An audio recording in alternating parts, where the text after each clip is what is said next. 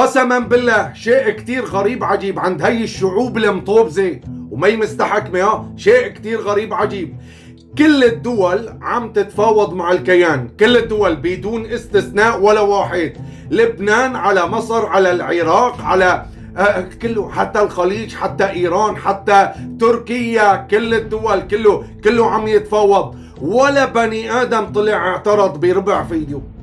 ليش لبنان ولا بني ادم؟ بس لما نحن السوريين بدنا نتفاوض او نحكي عن تفاوض بطلعوا مثل الكلاب، كله بيطلع بينبح، الكل بيطلع بينبح على خاين على عميل. ليش وانتو الكل بيطلع بينبح لك، كله بيطلع بينبح ضدك، مع انه نحن اكثر دولة بحاجة الى تفاوض وبحاجة الى سلام. نحن اكثر دولة، بلد منهارة تعبانة عايفة حالها 14 سنة من الدمار، 80% من سوريا مدمرة، شعب تعبان نفسيا، تعبان معنويا، تعبان ماديا.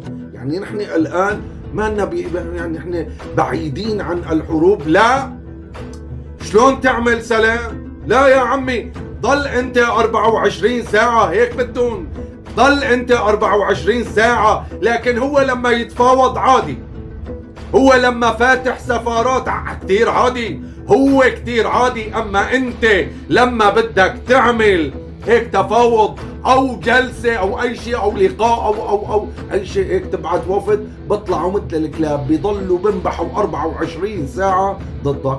ليش؟ انا ما بعرف، شيء غريب عجيب عن جد. دول مطوبسة كلها والله عاطيني دولة بالعالم بتستجري تقول للكيان لا، دولة وحدة.